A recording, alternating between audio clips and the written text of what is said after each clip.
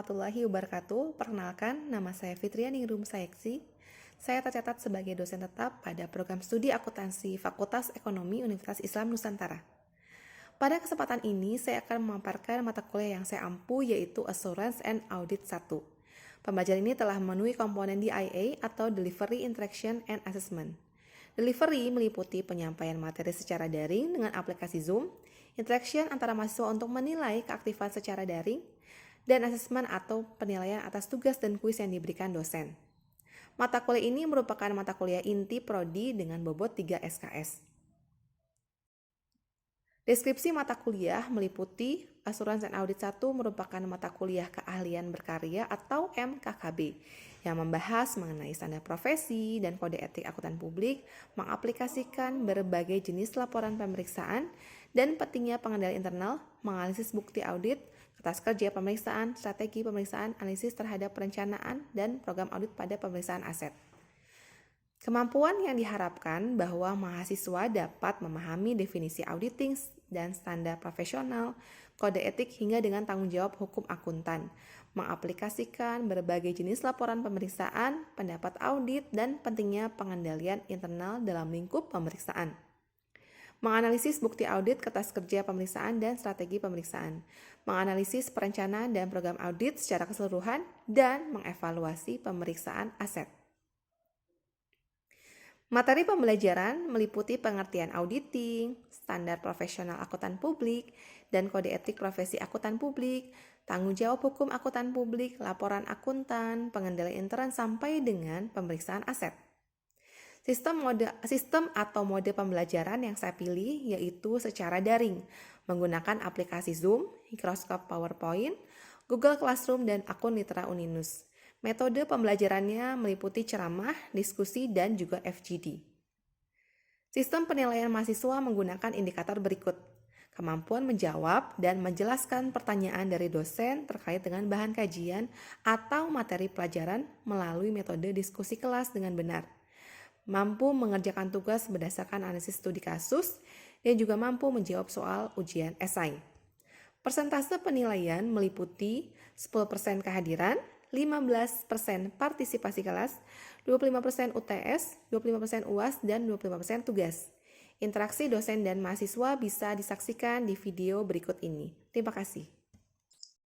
Assalamualaikum warahmatullahi wabarakatuh. Waalaikumsalam. Waalaikumsalam warahmatullahi wabarakatuh.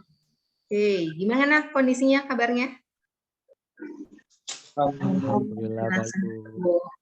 Ada kendala dengan tugas di minggu lalu? Aman ya? Aman. Alhamdulillah aman, Bu. Ya, mudah-mudahan dalam kondisi yang baik semua. Kemudian untuk kelas Assurance and Auditing 1 ini kita mulai dengan kita awali dengan baca bismillah bersama-sama. Bismillahirrahmanirrahim. Agar kegiatan hari ini juga berjalan lancar ya. Oke. Materi minggu lalu kita sudah sampai dengan laporan akuntan ya. Nah, kita akan melanjutkan ke pengendalian intern. Sebelumnya mungkin silakan di absen dulu di litera masing-masing untuk memastikan kalian hadir gitu ya. Ini sudah ada sekitar 20 orang ya dengan saya. Oke, kita lanjut. Saya akan izin share screen dulu untuk materi.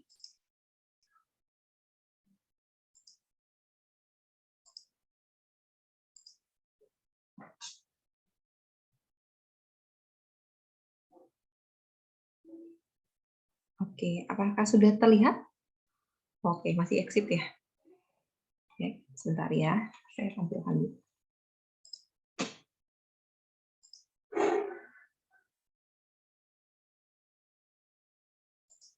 Mau izin sebentar, ini karena... Oke. Ya, jadi hari ini kita bahas mengenai internal control di pertemuan kelima. Masih di mata kuliah Assurance and Auditing 1. Kemudian buku referensi kita masih menggunakan buku referensinya Sutrisno Agus, gitu ya. Oke. Nah, sebelumnya saya akan menjelaskan mengenai deskripsi mata kuliah. Walaupun sebenarnya di pertemuan 1 sudah dibahas ya. Saya akan ulang lagi tentang deskripsi mata kuliahnya.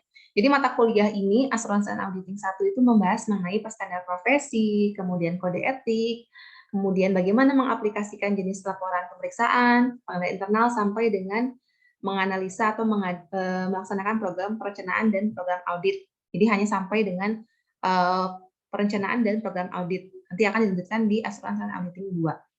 Kemudian untuk kemampuan yang diharapkan oleh mahasiswa ini, karena kita masuk ke pertemuan kelima, ini sudah sampai dengan M2-nya. M2-nya adalah satu, mampu mengaplikasikan berbagai jenis laporan pemeriksaan, baik pendapat audit maupun pemeriksaan auditnya. Kemudian yang kedua, yang memang nanti berhubungan dengan materi hari ini adalah pengendali internal dalam lingkup pemeriksaan. Dan untuk sistem penilaiannya kita masih seperti sama ya, jadi kehadirannya 10%, keaktifan di kelas 15%, UTS, UAS, dan tugas masih 25% untuk masing-masing poin. Gitu. Nah, sebelum saya membahas mengenai materi pengendali intern, saya akan menjelaskan dulu tujuan dari pembelajaran. Apa sih pentingnya mata kuliah ini atau topik ini? Itu untuk mahasiswa diharapkan mampu mengaitkan antara hubungan pengendali intern dengan ruang lingkup pemeriksaan. Apa sih hubungannya? Kemudian mampu juga mengevaluasi sejauh mana sih pengendali intern yang diterapkan di perusahaan. Saya juga akan memberikan contoh-contoh seperti apa, apakah memang perusahaan sudah menjalankan internal control dengan baik. Nah, ini poinnya di pengendali intern ya, di pertemuan kelima. Minggu lalu kita sudah bahas laporan akuntan. Nah, saya akan mereview kembali materi yang minggu lalu tentang laporan akuntan. Nah, di sini ada pertanyaan nih, apa sih laporan akuntan itu? Ada yang bisa menjawab? Coba di raise hand. Review materi kemarin. Coba saya lihat di sini. Oke, Satria. Silakan Satria open mic-nya. Apa nih laporan akuntan nih, Satria? Baik, Bu. Suaranya apakah terdengar? Gimana? Suaranya ada? Terdengar. Aman suaranya. Laporan akuntan adalah laporan yang berisi pendapat auditor yang merupakan tanggung jawab akuntan publik. Untuk apa, Satria? Untuk menilai apa nih? Ayo, menilai kewajaran. Atas kewajaran laporan keuangan perusahaan yang dibuat. Jadi laporan akun auditor untuk menilai kewajaran laporan keuangan ya. Ada yang lain? Ada satu orang lagi yang mau menyampaikan? Oke, 2 orang yang raise hand. Mana ini yang raise hand? Oke, Aziz, silakan Aziz. Apa kata kuncinya untuk laporan akuntan?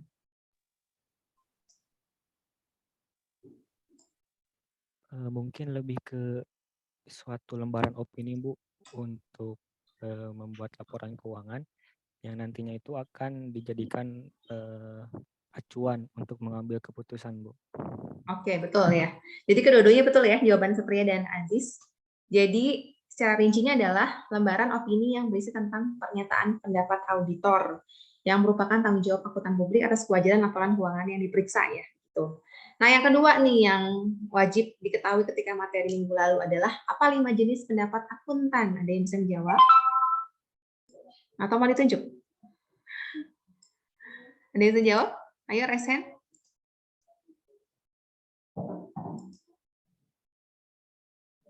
Oke, Aziz lagi. Yang lain? Oke, Aziz dulu deh. Boleh, Aziz? Silakan, Aziz. Sorry, udah kelihatan ya jawabannya. Maaf. Nah, oke, ada apa aja? Nah, mungkin izin jawab, Bu. Ya, silakan. Untuk 5 jenis pendapat akuntan itu ada 5, Bu. Mungkin yang pertama itu pendapatan wajar tanpa pengecualian. Yang kedua itu pendapatan wajar tanpa pengecualian dengan bahasa penjelasan. Dan yang ketiga, pendapatan wajar dengan pengecualian. Keempat, pendapatan tidak wajar. Dan yang terakhir tuh, yang kelima, pernyataan tidak memberikan pendapat. Itu mungkin, Bu, jawabannya. 5 jenis ya. pendapat. Ada 5 ya. Jadi, ada 5. Nah, ini ya jawabannya. Jadi kalau disingkat bisa pendapat wajib tanpa pengecualian itu WTP, kemudian WDP, kemudian disclaimer, sering juga atau misalkan tidak memberikan pendapat ya. Jadi ada 5 poinnya. Nah, yang membedakannya adalah nih, kira-kira kalau misalkan auditor memberikan opini pendapat tidak wajar itu kenapa ya? Ada yang bisa jawab? Ini di akhir kemarin materi saya menyebutkan ya. Coba versinya, saya tunjuk deh. Versi Yuli, gimana Yuli? Sehat Yuli?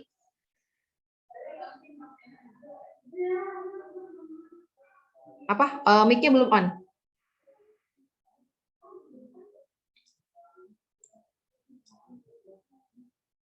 Mic-nya belum on, masih off.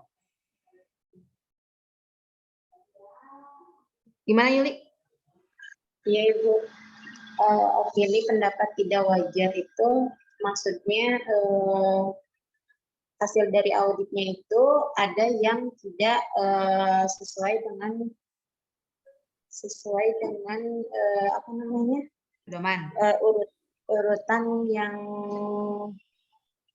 tidak seharusnya gitu. Jadi laporan keuangannya tidak lengkap. Oke, terima kasih Yuli ya. Oke, saya tambahkan sedikit. Jadi, kenapa auditor memberikan opini pendapat tidak wajar? Karena tadi banyak poin-poin yang tidak sesuai pedoman atau aturan. Yang kedua, penyajiannya juga tidak sesuai. Dan yang ketiga, bisa jadi karena nilai materialitasnya cukup tinggi ya. Jadi ketika si perusahaan dianggap tidak wajar karena tadi banyak kesalahan-kesalahan yang jika dijumlahkan nominalnya cukup berpengaruh terhadap aset yang mereka miliki atau laporan keuangan yang mereka miliki. Seperti itu ya. Jadi saya rasa sudah lumayan cukup ya mengingat materi yang review yang kita bahas di minggu lalu. Oke, untuk yang hari ini ada pokok bahasannya ada 4, tidak terlalu banyak ya, mengenai definisi pengendalian intern, hubungan pengendalian intern dengan ruang lingkup pemeriksaan, bagaimana melakukan pemeriksaan, dan keterbatasan dalam pengendalian intern entitas. Gitu. Oke, sebentar. Oke, kita masuk ke definisi. Nah, di definisi ini definisi pengendalian intern ini saya mengambil dalam KOSO ya. Nah, proses yang dirancang perusahaan untuk memberikan keyakinan yang memadai untuk mencapai tujuan perusahaan dalam hal efektivitas, efisiensi, operasi, keandalan, dan lain-lain ya.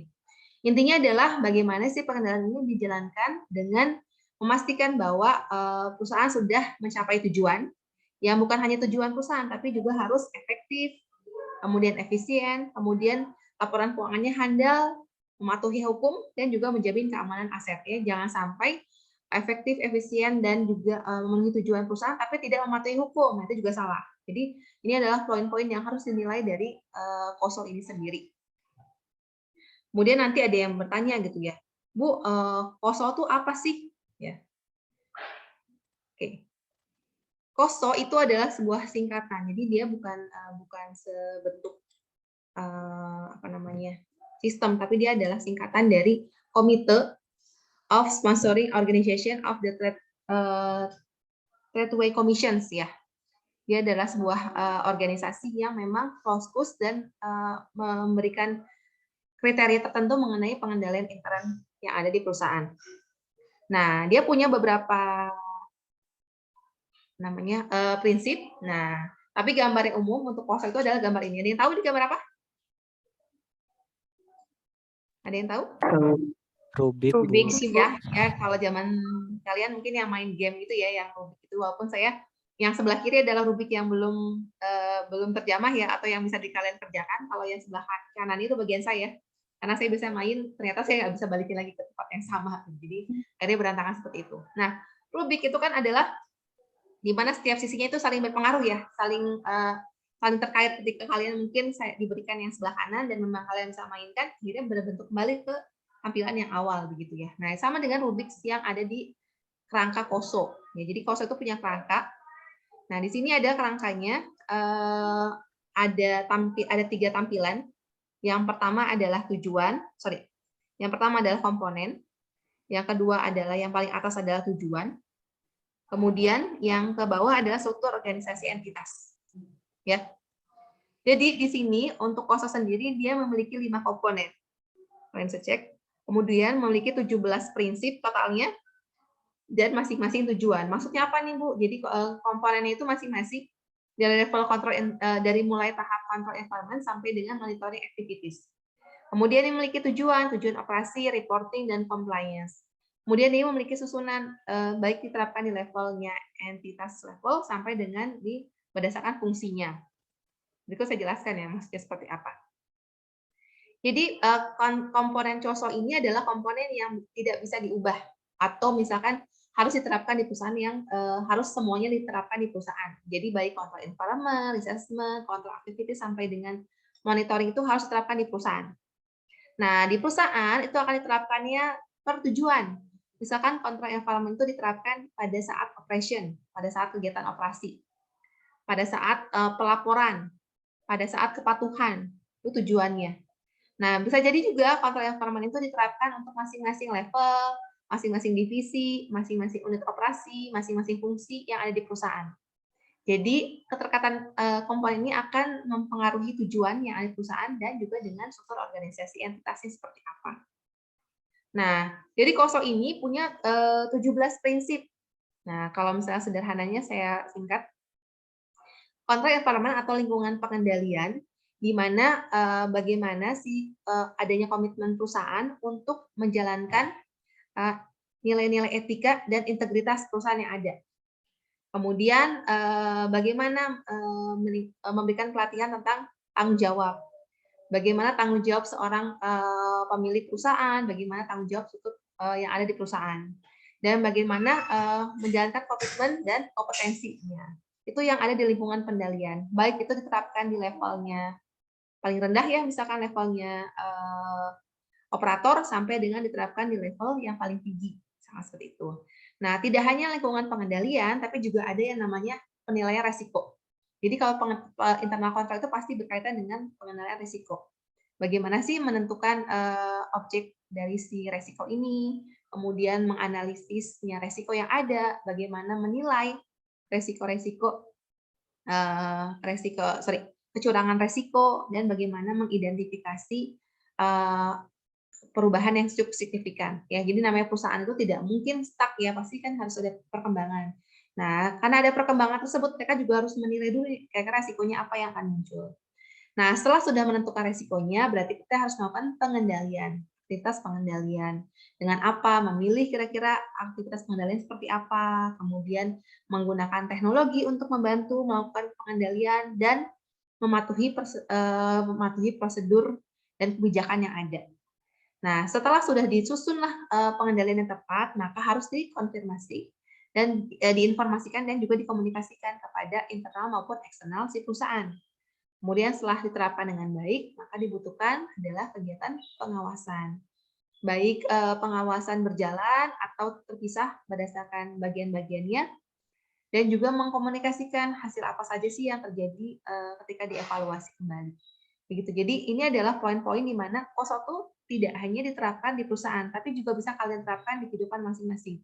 Bagaimana kalian menilai resiko yang ada, yang muncul, misalkan nanti sudah di semester akhir, bagaimana resiko yang muncul, kalian bisa mengidentifikasi dan juga bisa melakukan pengendalian lebih dulu. Oke, sebelum terjadi saya bisa melakukan apa untuk bisa mengendalikan resiko yang ada. Nah, ini sangat penting dan memang harus menjadi bagian yang saling terkait. Jadi kalau ada pertanyaan, boleh nggak Bu ya kalau saya terapkan hanya bagian control environment saja atau assessment saja? Nah, tidak bisa ya. Jadi harus terikat, harus terkait semua.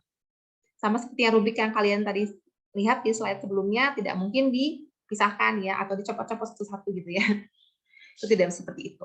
Nah, di sini ketika hubungannya dengan pemeriksaan atau audit, kalau misalkan jika pengendalian intern yang ada di perusahaan tadi lemah, banyak masalah, banyak resiko, nah maka kemungkinan akan terjadi kesalahan, ketidakakuratan, dan kecurangan dalam perusahaan sangat besar. Kemudian berarti si auditor juga harus mengumpulkan bukti yang cukup banyak agar menjamin bahwa data-data yang diberikan atau laporan yang audit yang akan diberikan juga optimal. Kalau misalkan dievaluasi nih, kira-kira internal kontrolnya seperti apa, kemudian ternyata tidak berjalan efektif, maka si auditor itu harus memperluas skop pemeriksaannya. Berarti dia harus lebih detail lagi, lebih spesifik lagi dalam melakukan audit dengan cara menggunakan substantive test. Tapi kalau misalkan ternyata, oh ini perusahaannya sudah berjalan baik, pengendalian internnya juga baik, maka dia tidak perlu melakukan substantif tes atau substantif tesnya juga dapat dilakukan dengan lebih sempit, tidak terlalu luas begitu. Kemudian, bagaimana sih melakukan Bagaimana melakukan pemahaman dan evaluasi atas pengendali intern? Nah, jadi kalau misalkan kalian di posisi sebagai auditor, bagaimana saya menilai si perusahaan? Karena kan biasanya auditor ketika mau melakukan audit dia harus menilai dulu nih perusahaan yang dia tuju itu kliennya itu seperti apa sih pengendali internalnya. Nah, dia bisa melakukan beberapa cara. Misalkan dengan kalau perusahaannya besar, dia bisa melakukan dengan cara flowchart dan kuesioner maupun tabel keputusan. Tapi kalau dia entitasnya kecil, tidak banyak pegawai, tidak banyak klien, nah dia cukup membuat memorandum saja. Kalau misalnya pengendaliannya baik atau buruk, nah nanti akan berdampak pada apa sih sebenarnya? Nah, akan berdampak pada keamanan aset. Kalau pengendalian internnya baik, berarti asetnya akan terjamin, terjaga dengan baik. Kemudian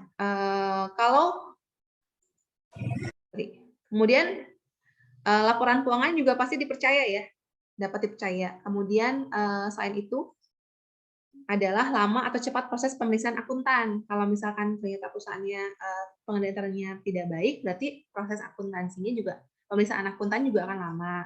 Kemudian audit fee-nya juga mungkin akan tinggi. Kemudian GIPS-OP yang diberikan juga mungkin tidak akan sebagus wajah tanpa pengecualian, gitu ya. Seperti materi yang minggu lalu. Nah, caranya apa? Jadi kan namanya juga auditor adalah pihak eksternal ya yang akan menilai. Nah, dia bisa melakukan dengan cara tadi, dia dengan cara membuat kuesioner. Jadi akan dinilai nih kira-kira yang mengisinya siapa yang ada di perusahaan untuk mengisi apakah sudah berjalan dengan baik ya ataupun tidak relevan dengan jenis perusahaan yang ada. Kemudian dia juga bisa membuat bagan arus. Kira-kira seperti apa sih bagan arusnya? Kemudian juga dia dengan melakukan narasi, membuat memo ya. Kalau perusahaannya kecil cukup ya, oke, pengendalian internnya adalah bla bla bla bla, cukup ya. Misalkan tidak ada pemisahan tugas, tidak ada pemisahan fungsi di perusahaan. Misal ya, perusahaan A bagian keuangan, bagian akuntansi, bagian penagihan piutang orang yang sama. Nah, begitu. Kira-kira pengendalian internnya baik atau tidak? Coba saya nanya Widianti. Bagus nggak kalau misalkan Widianti ditempatkan di sebuah perusahaan, kemudian Widianti ternyata sebagai bagian keuangan, bagian keuangan, bagian akuntansi, bagian penagihan piutang. Bagus nggak kira-kira? Bagus. Semuanya Widianti kerjain gitu? Bagus nggak kira-kira? Enggak. Harus dibagi-bagi ya? Nah, bagaimana kita Ya. bisa menilai kerjanya Widianti kalau misalkan nanti auditor datang, oke, Widianti, mana bagian keuangan saya, Pak? Nah, oke, kamu dinilai lah. Kemudian Widianti bagian akuntansi siapa saya juga, Pak? Nah, bayang ya? Akhirnya karena double job desk, ternyata tidak akan maksimal. Begitu juga kalau misalkan kalian menemukan surat jalan ya, ternyata surat jalan tersebut mencantumkan nominal dari barang yang mau dikirim. Nah, apa yang terjadi? Bisa saja sopirnya itu akan menjual produknya ya, misalkan dia mengirimkan misalkan perusahaan manufaktur, misalkan mengirimkan kulkas, kemudian ternyata dicek di surat jalannya ada harganya gitu ya relatif tahu harganya si sopirnya. Bisa jadi kan tidak akan dikirimkan ke alamat karena tahu harga yang cukup mahal, bisa jadi mereka akan akhirnya terjadi kecurangan dengan menjual barang tersebut. Ya, jadi itulah kenapa fungsinya pengendalian internal jangan sampai ada double job desk, kemudian pemisahannya juga jelas, jangan sampai ada otorisasi dari pihak yang sama-sama pihak yang sama, bagian yang sama, misalkan diotorisasi oleh pembelian, kemudian transaksi pembayaran oleh bagian pembelian juga, kemudian barang diterima oleh bagian pembelian juga. Nah, itu akhirnya pengendalian internalnya juga tidak baik ya, seperti itu. Nah, bagaimana dengan keterbatasan pengendalian intern? Nah, bagaimana sih menilainya? Pertimbangan manusia dalam pengambilan keputusan dapat salah dan bahwa pengendalian intern itu dapat rusak karena kegagalan yang bersifat manusiawi. Nah, baik bagaimanapun namanya juga pengendalian internal ada produk ya, sebuah produk yang dibuat manusia. Jadi kalau sampai ada sesuatu yang tidak akan maksimal, nah sebenarnya kegagalannya dari mana? Dari manusia itu sendiri. Apakah dia menerapkan pengendalian internalnya atau tidak? Kemudian apakah dia sudah jangan sampai pengendalian internnya sudah keren, bagusnya sampai sudah menggunakan sistem, tapi manfaatnya sedikit, jadi akhirnya cost yang dikeluarkan juga banyak. Jangan sampai seperti itu. Jadi harus hitung-hitungan juga. Jangan sampai perusahaan membuat pengendalian internal yang terlalu baik agar semua berjalan dengan lancar, tapi ternyata cost-nya itu lebih besar daripada pendapatan yang mereka terima. Jangan sampai seperti itu, juga rugi. Begitu. Nah, sebelum ke kesimpulan, saya mau menjelaskan, saya review lagi ya. Jadi pengendalian internal itu tidak hanya kalian lihat ketika kalian sudah ada di perusahaan ya. Ketika kalian nanti misalkan melamar pekerjaan tuh kalian sudah bisa menilai apakah nanti pas masuk ke sebuah perusahaan, apakah memang dia sudah memisahkan antara jalur tamu dengan jalur karyawan. Itu juga akan mempengaruhi. Bagaimana banyak perusahaan yang ketika masuk saja itu susah ya, karena perizinannya cukup sulit gitu. Nah, itu juga menunjukkan bahwa dia sudah mengatur, memisahkan antara adanya efek dari pihak luar dengan yang pihak internal perusahaan. Dia sudah bisa mengatur pengendalian internalnya seperti apa sih. Jangan sampai juga kalian melamar ke pekerjaan di perusahaan yang ternyata banyak job desk yang rapel ya, banyak yang digabung gitu ya. Jadi si A mengelola beberapa bagian yang sama, itu juga sama menunjukkan bahwa pengendalian internalnya juga tidak baik.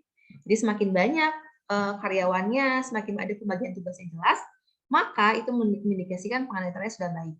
Nah, perusahaan itu kadang-kala tidak mau menerapkan itu, tapi sebagai auditor harus respect, harus peduli, sudah harus tahu, oh oke, dari awal saya komunikasi dengan pihak perusahaan, apakah memang mereka sudah melakukan pengendalian yang baik. Seperti halnya biasanya yang standar-standar ya, yang umum-umum saja seperti bank, dia sudah pengendalian sudah baik ya, sudah ada tupoksi masing-masing, sudah ada job desk masing-masing yang berbeda untuk tiap bagian. Dan juga akan dibatasi, misalkan bagian keuangan, bagian akuntansi, biasanya di ruangan terpisah dengan bagian SDM, bagian HRD, karena memang data yang mereka hasilkan cukup krusial dengan perusahaan ya, jadi jangan sampai disebarluaskan juga ke yang lain. Nah, dari materi ini, coba ada yang bisa memberikan kesimpulan tidak? Pengendalian internal itu dirancang agar apa ya? Yo, Aziz lagi, silakan. Boleh Bu, sama Ais lagi nggak apa-apa? Boleh, silakan. Nah, mungkin izin jawab lagi Bu, kesimpulan dari pengendalian intern dirancang agar mungkin untuk membuat arah kebijakan perusahaan Bu. Nah, yang nantinya akan membantu si perusahaan tersebut untuk menentukan atau memastikan bahwa arah yang ditempuh itu udah sesuai gitu untuk menanggulangi si resiko-resiko yang terjadi di perusahaan tersebut gitu Bu. Oke, terima kasih Aziz ya. Ya, jadi saya tangkap ya. Tadi adalah resiko ya, yang dapat dikendalikan. Kemudian bagaimana si top manajemen nanti bisa mengarahkan baik level tengah maupun level bawah bahwa tujuan perusahaan itu harus tercapai dan tadi resikonya bisa dikendalikan. Jadi bukan hanya pengendalian internal itu bukan berarti hanya beranggapan bahwa banyak aturan yang harus diberikan perusahaan kepada karyawan, tidak, tapi bagaimana tujuan dari perusahaan itu tercapai. Itu ya kuncinya. Oke. Itu cukup ya.